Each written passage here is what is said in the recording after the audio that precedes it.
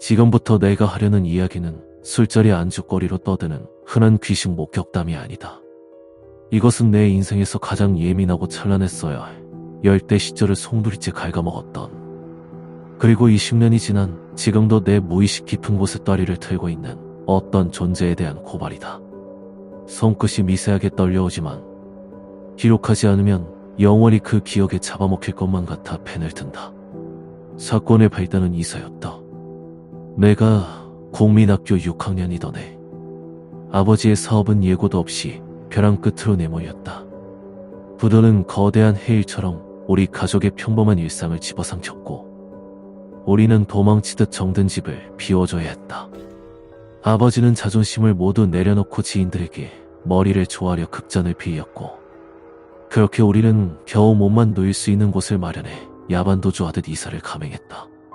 새로 이사하게 된 집은 동네 어귀에서도 한참을 굽어 들어간 골목 끝자, 빛이 잘 들지 않는 음지에 자리 잡고 있었다.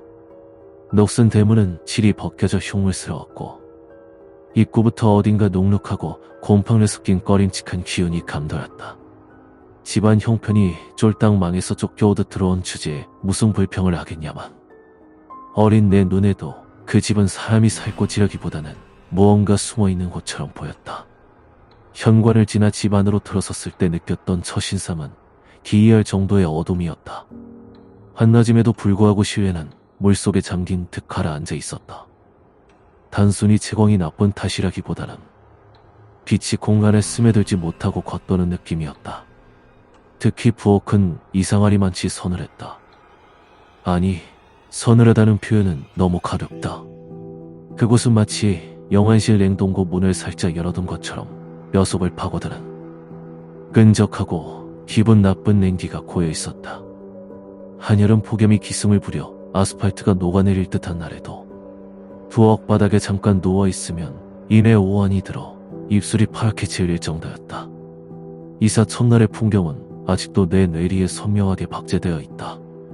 이삿짐을 체포하기도 전, 따로 사시던 할머니께서 오셔서는 어디서 구하셨는지 바싹 마른 쑥나무 다발을 한 알음 들고 오셨다.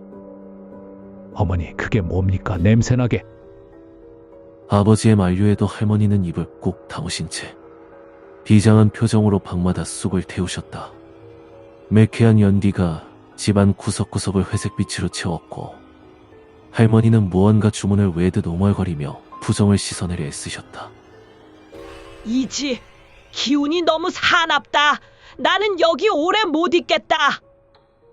할머니는 그 말씀을 남기고 며칠 뒤 고모네 댁으로 거처를 옮기셨다. 그때는 노인네의 유난이라 생각했지만 사실 할머니는 그 집의 주인이 우리가 아니라는 걸 본능적으로 아셨던 것이다. 내가 처음으로 명백한 위화감을 느낀 것은 부엌 싱크대 하부장을 열었을 때였다. 곰팡이 냄새가 훅 기쳐오는 낡은 원목 싱크대 안쪽 깊숙한 곳, 배수관이 지나가는 어두운 구석에 누렇게 변색된 종이 한 장이 딱 달라붙어 있었다. 부적이었다.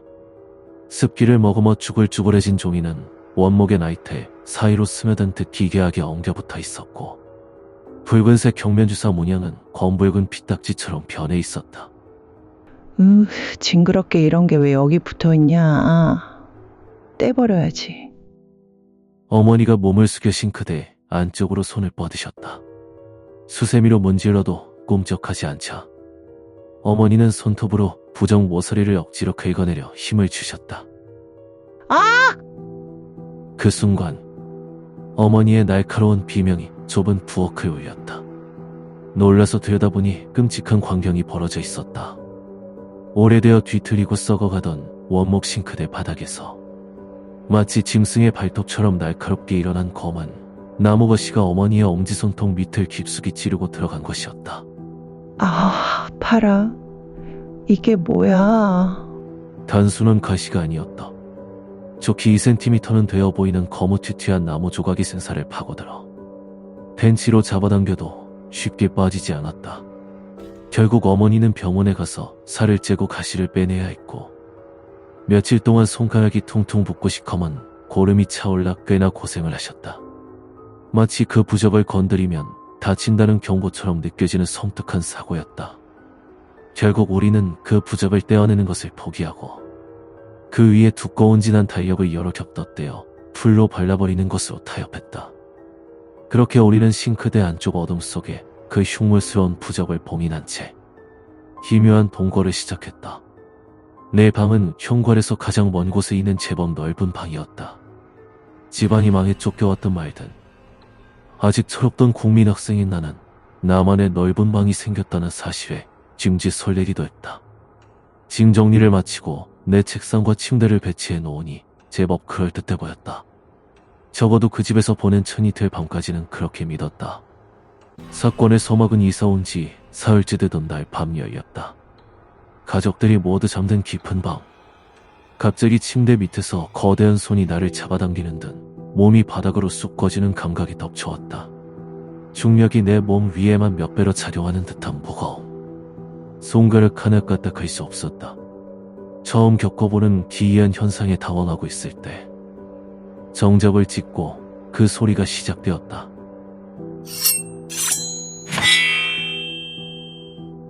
그것은 금속과 금속이 날카롭게 부딪히는 소리였다. 아주 무겁고 오래된 쇠끼리 마찰하면에는 고막을 긁어내는 듯한 섬뜩한 소음. 비명을 지르려 했지만 입술은 떨어지지 않았고 소리는 내 머리만 왼쪽 허공에서 쇠막대를 서러내리치듯 규칙적으로 울렸다. 겨우 눈을 떴을 때 소리는 거짓말처럼 사라졌지만 그날 이후 나의 밤은 전쟁터가 되었다. 잠들려 하면 어김없이 가위를림이 찾아왔고 날카로운 쇳소리가 뇌를 난타했다. 그러던 어느 날 규칙적인 쇳소리 사이로 서늘한 냉기와 함께 낯선 목소리가 들려왔다. 스님, 내 왼쪽 귀 바로 옆에서 들려오는 젊은 여자의 목소리. 꾀꼬리처럼 곱지만 기계적인 에코가 섞인 이질적인 음성. 스님, 일어나세요, 스님. 스님, 당시 나는 머리를 빡빡 깎은 까까머리 국민학생이었기에 아무것도 몰랐던 어린 마음에 엉뚱한 상상을 했다. 내 머리 때문에 내가 전생의 스님이었나? 그 집에서의 세월이 길어지면서 나는 설명할 수 없는 능력이 생기기 시작했다. 소위 말하는 예지력 같은 것이었다. 어느 날 밤, 꿈속에서 이빨이 시리고 아파서 뒹구는 끔찍한 악몽을 꾸었다. 입안 가득 피비린내가 진동하고 이빨이 우수수 빠져버리는 꿈이었다. 식은 땀을 흘리며 깨어난 아침, 밥상머리에서 어머니께 꿈 이야기를 꺼냈다. 엄마, 나 꿈에서 이빨이 다 빠져서 피가 철철 났어. 기분 진짜 이상해. 어머니는 밥숟가락을 멈칫하시더니 표정이 굳어지셨다. 재수없게 아침부터 무슨 그런 소리를 하니? 개꿈이겠지. 하지만 그 말이 끝나기가 무섭게 거실에 전화벨이 요란하게 울렸다. 네, 여보세요? 네, 오빠가요? 수화기를 든 어머니의 손이 바들바들 떨렸다. 외삼촌이었다. 지방 출장을 가시던 외삼촌이 빗길의 트럭과 충돌해 크게 다치셨다는 소식이었다.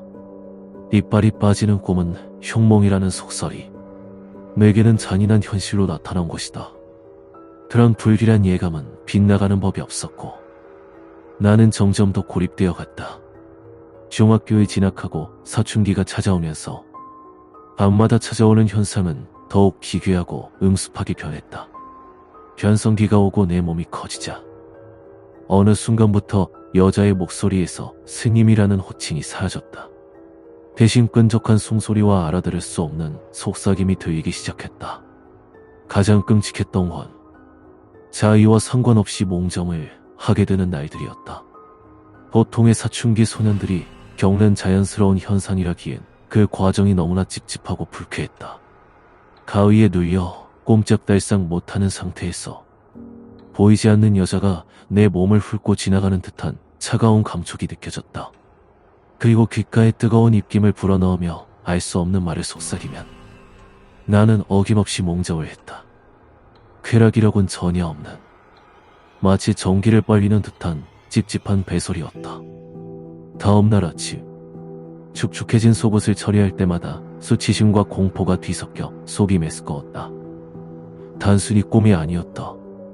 누군가 내 몸을 가지고 놀았다는 더럽고 확실한 감각이 뇌리에 박혀 떠나지 않았다.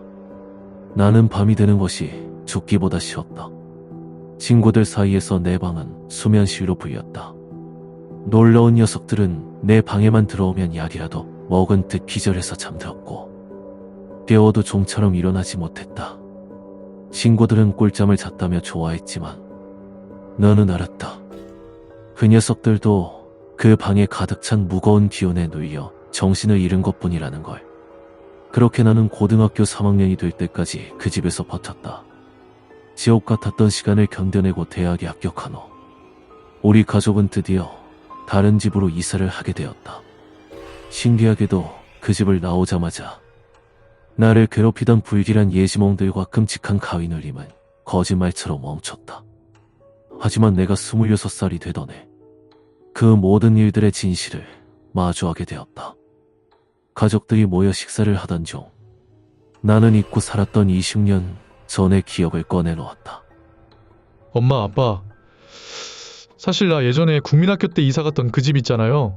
거기서 이상한 일을 많이 겪었어요. 쇳소리, 여자의 목소리, 그리고 사춘기 시절에 끔찍했던 기억들까지. 내 말을 듣는 부모님의 표정이 점점 굳어지더니 어머니가 깊은 한숨을 내쉬며 입을 열었다. 태서가 미안하다. 네? 뭐가 미안해요? 사실 그 집 우리가 들어가기 전에 무당이 살던 집이었어. 사실 나는 멍하니 어머니를 바라보았다. 네? 무당이요? 그래, 그것도 동자 스님을 신으로 모시는 점집이었다더라. 돈이 급해서 알면서도 들어갔어. 너희한테는 무서워할까봐 숨겼고 할머니는 그 기운을 못 견디고 나가셨던 거야. 머릿속에서 흩어져 있던 퍼즐 조각들이 탁 소리를 내며 맞춰지는 전율이 일었다. 내가 매일 밤 들었던 그 날카로운 쇳소리는 무당이 흔드는 무령방울 소리였다. 그리고 나를 스님이라고 부르던 젊은 여자의 목소리. 그럼 내 방이... 그래, 아마 내가 쓰던 그 방이 신당으로 쓰던 방이었을 거다. 기억을 되짚어보니 모든 것이 소름 끼치도록 아기가 맞아떨어졌다. 쇳소리가 들리던 내 침대 머리맡 왼쪽은 무당이 방울과 탱화를 모셔두었던 자리였을 것이다. 부엌 싱크대 안쪽 석은 나무에 엉겨 붙어있던 어머니의 손에 가시를 박아 넣었던 그 흉측한 부적은 신당을 정리하지 않고 도망친 무당이 남긴 잡귀를 불러들이는 초대장이었을 테고, 그 젊은 여자의 영가는 무당과 함께 떠난 동자 스님 대신 그 집에 들어온 머리를 짧게 깎은 국민 학생의 나를 보고 동자 스님이라고 착각했으니 이라 불렀던 것이다. 그러다 내가 사춘기를 지나 2차 성징이 나타나고 남자가 되어가자 호칭을 거두고 나를 이성이자 살아있는 남자로 탐색했던 것이다. 엄마가 나중에 정집에 가서 물어봤었어. 어머니가 조심스럽게 덧붙이셨다. 그 여자는 결혼도 못하고 죽은 처녀 귀신인데 총각 냄새 맡고 내 곁에 붙어 있었던 거라고 하더라. 등골이 서늘해졌다. 중고등학교 시절 가위에 눌린 채 겪었던 그 찝찝하고 불쾌했던 몽성들. 그건 꿈이 아니라 그 처녀 귀신이 밤마다 내 몸을 탐하며 욕구를 채웠던 흔적이었던 것이다. 내가 느꼈던 그 차가운 송길과 귓가의 입김은 환각이 아니었다. 지금 나는 지극히 평범하고 건강하게 잘 살고 있다. 하지만 이 글을 읽는 당신에게 한 가지 당부는 하고 싶다. 이사는 정말 잘 가야 한다. 단순히 집값이 싸다고 덜컥 계약하지 마라. 싱크대 구석에 붙은 낡은 부적, 이유 없이 선을 긋는 뒤 그런 신호들을 무시했다간 당신의 밤도 누군가의 놀이터가 될지 모른다. 이만 줄인다.